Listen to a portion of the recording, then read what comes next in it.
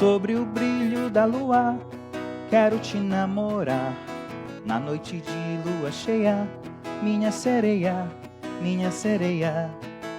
A praia está tão deserta e as ondas a rolar, a brisa molhar o meu rosto, minha sereia, minha sereia. É vento tropical, manchete de jornal. É clima tropical, tem fotos no jornal. É vento tropical, manchete de jornal. É clima tropical, tem fotos no jornal. Namorei uma sereia na noite de lua cheia. Namorei uma sereia na noite de lua cheia. Sejam todos muito bem-vindos ao nosso encontro de hoje, à nossa bregaula de hoje, que tem por tema essas duas habilidades que eu vou te apresentar agora para o C3 e também para a terceira totalidade. Vem comigo. Perfeito. Então, como eu estava te falando, a nossa conversa de hoje vai tratar dessas duas habilidades. A primeira, que é descrever os movimentos do planeta e sua relação com a circulação geral da atmosfera, o tempo atmosférico e os padrões climáticos. E é por isso que a música do Roberto Vilar, ela encabeça, né, esta nossa aula de hoje, intitulada carinhosamente de Bregaula, porque ela vai nortear todo o nosso processo de ensino neste nosso encontro de agora. E também nós vamos caracterizar dinâmicas dos componentes físicos naturais no território nacional, bem como sua distribuição e biodiversidade. Neste caso, eu vou dar um destaque maior para a questão das florestas tropicais. Tudo bem? E aí você que é do ciclo 3 e também da terceira totalidade, vai se sentir aí tocado, né, por essas informações que nós iremos conversar agora. Então, seguindo, eu vou colocar aqui para ti, né, este conteúdo, né, que é da dinâmica atmosférica. E aí é importante nós atentarmos para estes conceitos quando nós conversamos sobre a atmosfera, ou sobre o clima, ou sobre o tempo. Nós precisamos atentar que há algumas diferenciações. Por exemplo, tempo. O que é o tempo? Na climatologia ou na meteorologia, nós destacamos que o tempo é a característica momentânea do clima, perfeito? Característica momentânea do clima. Então, eu não tenho como dizer assim, hoje, qual é o tempo aí na Amazônia? Quando eu penso tempo na Amazônia, na verdade, eu quero saber de como é que está a variação ou a dinâmica climática naquele momento. Eu não posso dizer que o tempo é equatorial úmido, por exemplo, não, porque para que eu faça essa classificação, aí eu teria que fazer uma classificação climática, que é essa outra definição que eu estou trazendo aí para ti, ó. Clima. O que é o clima? Bem, é a sucessão de estados de tempo que predominam numa região. Então, a diferença básica entre tempo e clima é essa. O tempo, ele é instantâneo. Então, eu quero saber o tempo hoje, o agora. Então, eu consigo pegar os instrumentos meteorológicos e coletar uma informação dali. Então, hoje está muito quente ou hoje está muito frio. Hoje há a previsão de chuva. Isso eu consigo fazer conseguindo conjecturar ou arranjar aí dados meteorológicos, né? Dados temporais aí, beleza? E o clima? O clima eu preciso coletar essas informações de tempo ao longo de 30 anos para eu poder fechar um padrão climático de uma dada região. Perfeito? Então essa é a diferença básica entre tempo e clima. Tempo um tanto quanto mais instantâneo, informação da meteorologia mais instantânea, e o clima eu preciso coletar essas informações de tempo ao longo de 30 anos. Uma outra definição importante aí é a de meteorologia, né? Meteorologia para a gente é a ciência que estuda a atmosfera terrestre. E falando em atmosfera, eu preciso te lembrar que é a camada gasosa que envolve a superfície do planeta, composta por nitrogênio, hélio, metano, hidrogênio, gás carbônico e oxigênio. Aí, só para te lembrar também que esta atmosfera, ela é composta em camadas. A camada mais próxima da superfície, que é essa que nós estamos vivendo agora, é exatamente a troposfera, como você pode acompanhar aí nesta imagem, certo?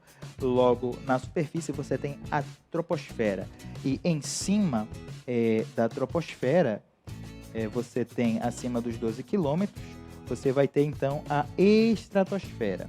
Depois da estratosfera você tem a mesosfera e depois da mesosfera você tem a termosfera e lá a 500 quilômetros, né, acima de 500 quilômetros aí de distância você tem a exosfera, beleza? Cada camada dessa é interessante que ela representa para a gente algumas características importantes do ponto de vista da absorção dos raios solares, mas aí como o tempo aqui é um tanto quanto curto para a gente estar discutindo isso, e o objetivo da aula, com base nas habilidades, é outro, aí a gente vai deixar essa composição atmosférica aqui para a gente poder conversar numa próxima aula. Mas ainda conversando sobre a própria atmosfera, eu quero te falar o seguinte, ó, essa insolação toda, ou esses raios solares todos que chegam na superfície, eles não chegam 100% exatamente. Como assim? Não é a mesma intensidade. Então perceba, o raio solar, quando incide na porção central do planeta Terra, você vai ter uma dinâmica climática diferente, justamente porque aí vai se concentrar uma maior intensidade de calor. E quanto mais ao Polo Norte ou quanto mais ao Polo Sul, essa intensidade do raio solar ela vai enfraquecer, tudo bem? E aí eu posso então zonear o planeta Terra sob o ponto de vista da temperatura, inclusive, olha só. Aí eu vou ter na parte central, como você observa, aí a zona tropical. Acima da zona tropical eu tenho a zona temperada do norte, né? E também lá no Polo Norte eu vou ter a zona polar ou glacial ártica. E aí na porção sul eu tenho uma zona temperada, eu tenho uma zona polar ou glacial ártica também lá no Polo Sul, ok? Beleza? Tudo sem muita dificuldade. Eu acredito até que você já tenha visto isso numa aula do professor Diego ou até mesmo lá, né, no ciclo 3 com seu professor ou professora de geografia que estava lá para acompanhar você, certo? Então, seguindo aqui para a gente poder compreender também esses dois movimentos aí, olha só, que é a rotação e translação, que é um outro assunto também que você já viu, né, ao longo da sua vida aí estudantil. Você sabe que quando o planeta Terra gira em torno do seu eixo, você tem um fenômeno chamado de rotação. E aí a rotação é quando o planeta Terra, aí eu vou te convidar para olhar para cá, justamente por isso que está aqui o nosso globo terrestre, né? Então a rotação é quando o planeta gira em torno do seu próprio eixo, perfeito? Não tem mistério, isso aí também você já viu, né? Então deixa eu deixar aqui o Brasil para você ver, ó. Pronto, aqui o continente americano do sul, né? Aí na sua tela. Então, um outro fator que chama a atenção nessa rotação é que o planeta Terra ele não gira a 90 graus, ou seja, ele não está disposto assim no universo, né? Ele tem essa inclinação aí que gira em torno de 23 graus, tudo bem? E essa inclinação é um fator importante para caracterizar, por exemplo, a questão das estações do ano, né? Justamente porque também nesse movimento de rotação e de translação, que eu vou já te mostrar aí, nesse movimento de rotação e de translação, a intensidade do raio solar também vai mudar. Olha só, isso aqui é a rotação. O que é a rotação? O planeta Terra ele vai girar em torno do Sol. Então, além de ele girar em torno de si mesmo, ele vai girar em torno do Sol. Beleza? E aí, quando ele completa essa volta aí, nós comemoramos 1 ano de idade. Beleza? Na verdade, 1 ano na Terra. Ok? Então, seguindo aqui. Isso daí é interessante, por quê? Porque eu vou conseguir mapear, então, ou classificar os climas, né? E aí eu vou ter, como você pode acompanhar, ó, eu tenho aqui, por exemplo, onde está sinalizado Manaus, né? Eu vou ter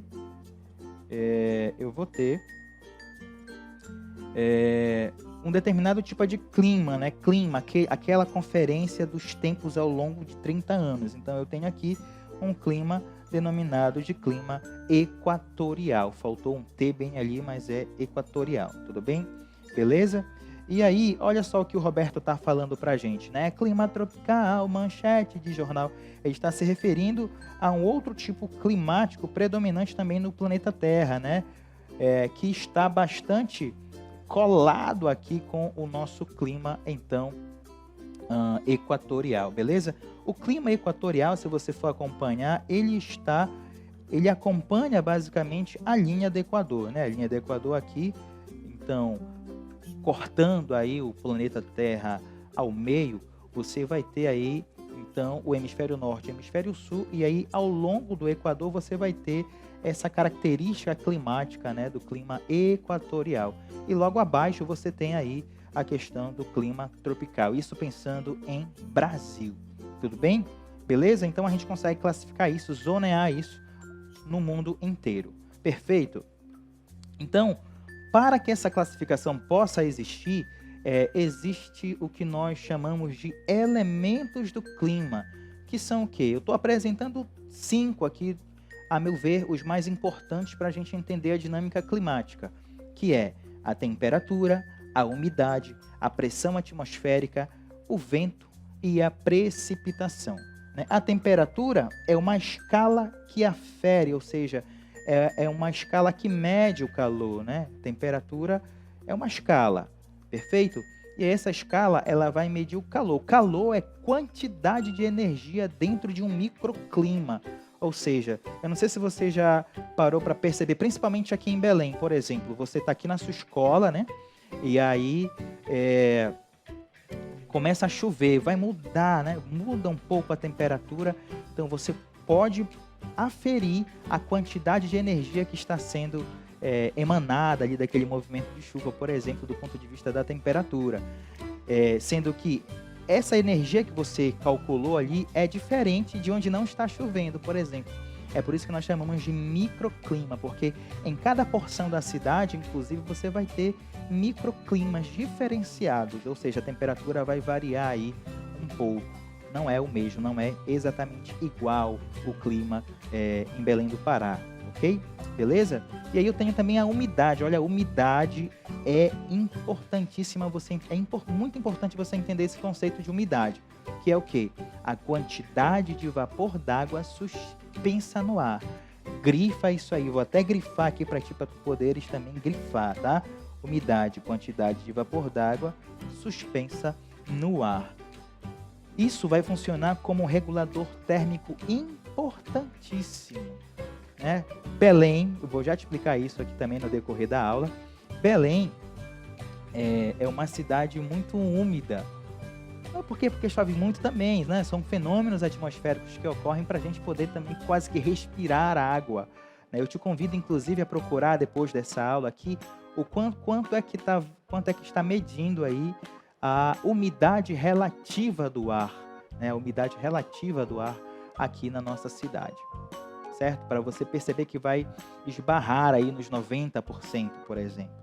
E aí isso significa dizer o quê? Que a gente quase que respira água instantaneamente, porque nós vivemos numa cidade muito úmida e é por isso que nós vivemos quase que sempre com uma cara de pupunha, né? Você sabe muito bem do que eu estou te falando, né? Aquela cara, aquele óleo que não sai da testa, não sai do rosto, enfim, tudo bem? Perfeito? Um outro elemento para a gente entender é justamente a questão da pressão atmosférica, que é a força exercida pela camada de ar na superfície. Aí a gente vai conversar sobre isso daqui a pouquinho mais detalhadamente, ok? O vento, né, que é quando o Roberto Vilar fala vento tropical, que vento é esse, né? Bem, o que é o vento? Na verdade, é um deslocamento das massas de ar, obedecendo aos movimentos de rotação e translação do planeta, temperatura do ar e a diferença de pressão atmosférica. E aí a precipitação são as chuvas, né?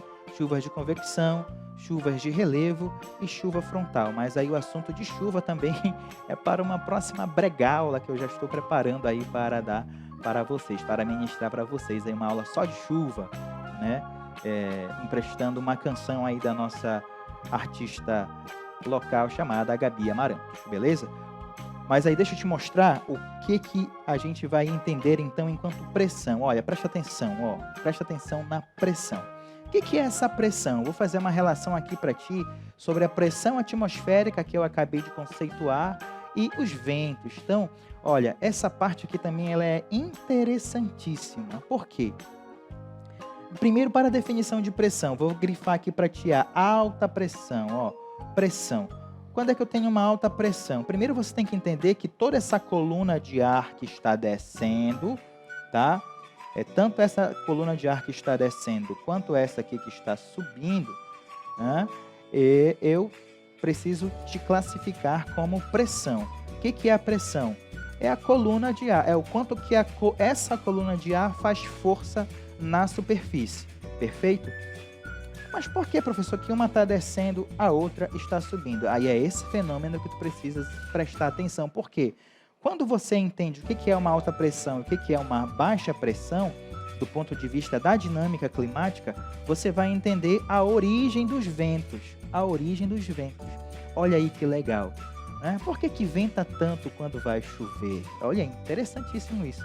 Bem, deixa eu te dizer, ó. Áreas mais aquecidas apresentam centros de baixa pressão, que nós vamos chamar de ciclone. Se acalme, tá? Vamos lá. Áreas menos aquecidas formam centros de alta pressão, que nós vamos chamar de anticiclone, tá?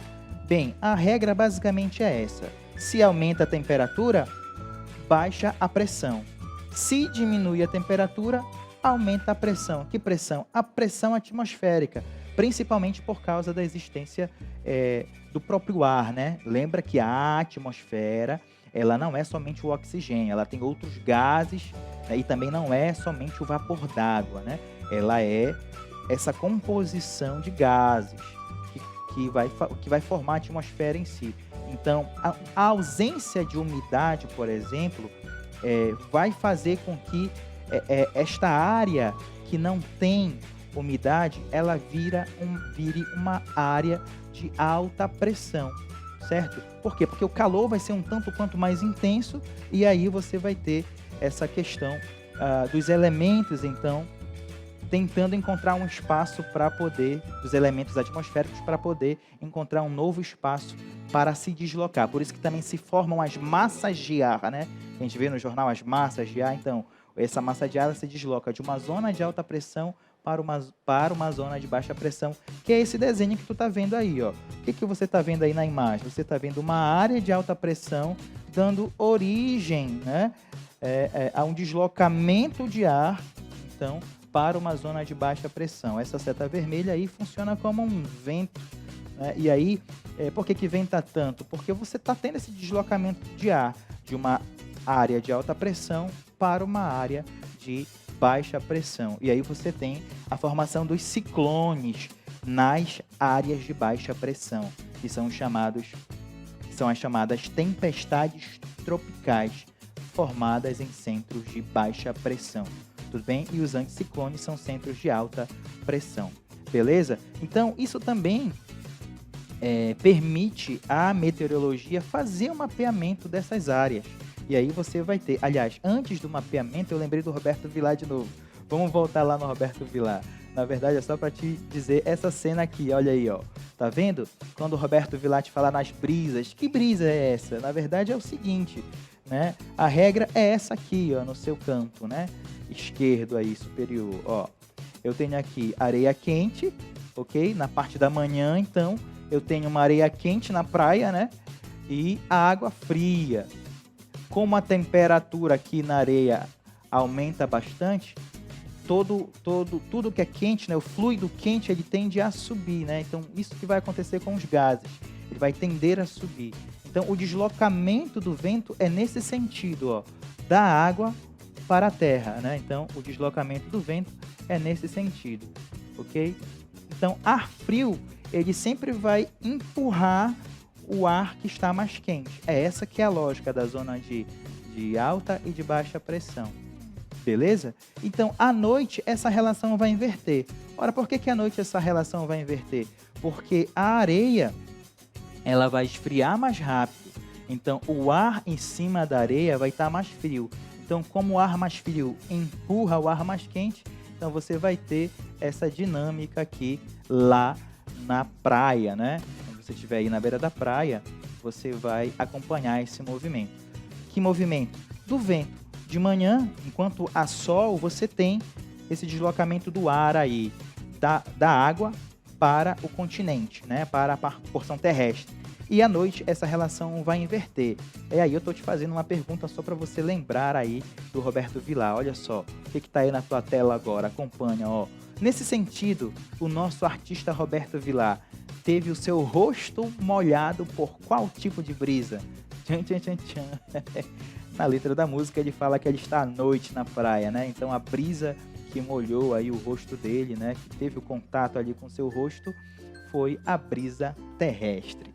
Beleza? Bacana, né? Então, seguindo, como eu estava te falando antes, esse deslocamento de alta e de baixa pressão, a gente pode mapear eles, né? Então, aqui na zona intermediária do planeta, né? Onde você está vendo as setinhas azuis aí, onde eu estou pintando para você agora, né? É uma zona de baixa pressão. Então, nesta zona você vai ter a formação de ciclones, né, que são as tempestades tropicais. E aí, depois, numa próxima aula, eu vou ter a oportunidade também de esclarecer o que é um ciclone, efetivamente, do ponto de vista da sua parte física, né, aquele cone que se forma, como enxergar a nuvem por cima e tudo mais. Beleza? Tudo bem? Então, tudo isso é mapeado. Além da questão do ciclone, tem a questão também dos furacões, e a gente precisaria fazer essa diferenciação, mas ainda não é o objetivo desta aula de agora. Vamos seguir aqui, né? Então, seguindo. Um outro fator importante aí, com carinho todo especial, que eu quero dar uma olhada aqui para a galera do 7º ano, porque aí essa parte de biomas, né? Principalmente para a gente entender o funcionamento dele no mundo, a gente vê mais no 7º ano, embora nós também trabalhemos no 6º ano. Então, ó, toda essa dinâmica climática também favorece a formação destes biomas. E olha que interessante, nas áreas de baixa pressão, como nós acompanhamos no mapa na imagem anterior, eu tenho este tipo de formação vegetal aqui, ó, ou este tipo de bioma, né? Que bioma é esse? Né? São os... Aqui está em espanhol, mas eu vou traduzir para você, né? São as florestas tropicais. Beleza? São as florestas tropicais. Então, não somente o clima é tropical, a própria floresta ela vai se prevalecer dessa dinâmica aí. Então, acompanhe que você tem, então, ou seja, como se a gente pudesse transportar em tese, né, a floresta amazônica para esses espaços aí, tanto africano quanto asiático. E uma outra, olha só como é importante a questão da umidade, né? Quando a gente pensa na umidade, eu vou ter essas formações aqui. Como assim, professor, umidade? Porque essas áreas em amarelo, né, são os chamados desertos. E o que é o deserto? Bem, o deserto nada mais é uma área que, justamente por causa da dinâmica climática, entre outros fatores, mas o fator climático ele é preponderante, que aí é a ausência de umidade, tá? O que é um deserto? Ah, não existe vida. Não, existe vida no deserto. Existem animais, existe uma biologia, né, no deserto. Existe uma biogeografia no deserto. Só que a dificuldade de nós encontrarmos, por exemplo, de a humanidade sobreviver num espaço desse é imensa. Por quê?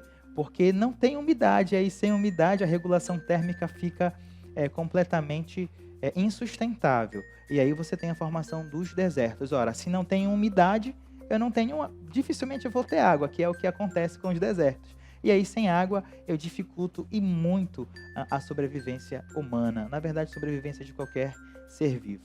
Beleza? Então, a gente consegue fazer esse mapeamento aí do ponto de vista dos biomas também, tendo por base esse raciocínio climático. Ok? Seguindo, olha só, eu fiquei de destacar aqui para ti a questão das florestas tropicais. E aí é bacana conversar sobre as florestas tropicais, porque a gente poderia então conversar sobre a floresta amazônica. Só que características da floresta amazônica são também características, as principais, né? As principais características, elas podem ser também encaradas ou ditas para aquelas outras áreas que nós vimos na imagem anterior, como lá na África, como na Ásia também. O mesmo tipo de floresta tropical que tem basicamente essas características aí, né? Ela é também chamada de floresta pluvial, tropical ou floresta úmida. É um tipo de domínio fitogeográfico caracterizado por receber uma grande quantidade de chuvas e apresentar elevados índices de biodiversidade e de evapotranspiração. Elevados índices de biodiversidade e de evapotranspiração. Deixa eu te explicar o que é evapotranspiração aqui rapidinho. A planta, na verdade, né, o vegetal em si, ele transpira, que é um fenômeno em que ele capta a água do solo e se abastece dessa água, mas ele precisa eliminar o vegetal precisa eliminar esses excessos de água que ele absorve pela sua raiz. Então, quando ele libera no formato de vapor, né? Ele capta a água líquida e aí libera em formato de vapor, que a gente chama de transpiração lá para o vegetal. Mas também é evapotranspiração, porque não é somente o vegetal que está fazendo esse processo, mas toda e qualquer água superficial, quando ela é aquecida pelos raios solares, ela evapora. E aí também você tem um alto grau de umidade sendo bombardeado aí para a atmosfera. Então, por isso que nós temos uma região extremamente úmida. Quanto maior o número de vegetação, quanto maior as áreas verdes, né, do planeta, da cidade, enfim, do espaço geográfico, você tem o favorecimento de uma circulação, né, de vapor d'água, né, de umidade, que favorece aí também a reprodução da vida. E por isso esse segundo item aí, que é o item da biodiversidade, ok? Biodiversidade e de evapotranspiração. E aí são esses as características principais dessa floresta tropical, né? Alta biodiversidade.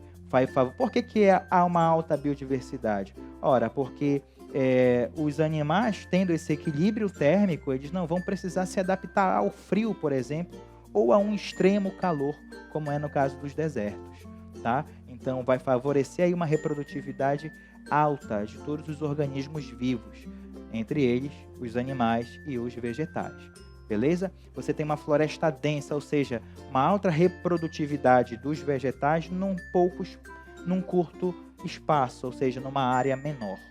Elevada a umidade, como eu já te contei, chuvas constantes, porque essa evaporação, essa geração de umidade vai formar a nuvem e essas nuvens vão se chocar, originando então as chuvas, né? O fator da chuva é basicamente transformar a água que está em vapor em água líquida, que acontece lá na nossa troposfera, né? Alguns quilômetros daqui, assim, do ponto de vista da altitude. Beleza? Então eu tenho também baixa amplitude térmica. O que é isso, baixa amplitude térmica? Eu não tenho uma grande variação de temperatura. Então, Belém, por exemplo, se você for pegar a média térmica aí da cidade, você vai ter aí uma variação entre 25 a 34 graus, né? Enfim, você não tem Brasília, por exemplo, você chega lá com 24 graus, né? 26 graus, aí à noite vai fazer 16, 17, baixa muito a temperatura, né? Aqui em Belém, ou na verdade nessa região das florestas tropicais, você não tem tanta essa variação. E as outras duas questões que temos aí, outras características que temos aí são essas, ó. São espécies hidrófilas e latifoliadas. E aí a floresta tropical funciona como um importante regulador térmico do planeta. Tudo bem, galera? Beleza? Antes de encerrar, eu quero te convidar para isso aqui. Olha aí, ó. Eu tenho aqui exercícios desta e de outras aulas estão no blog, né? Que é aí, ó, semecbelemnasuacasa.blogspot.com. Então, basta você acessar lá e curtir aí algumas questões relacionadas à nossa aula de agora. Tudo bem, galera? Beleza? Gostei muito do nosso encontro de hoje e a gente se vê numa próxima oportunidade. Até a próxima.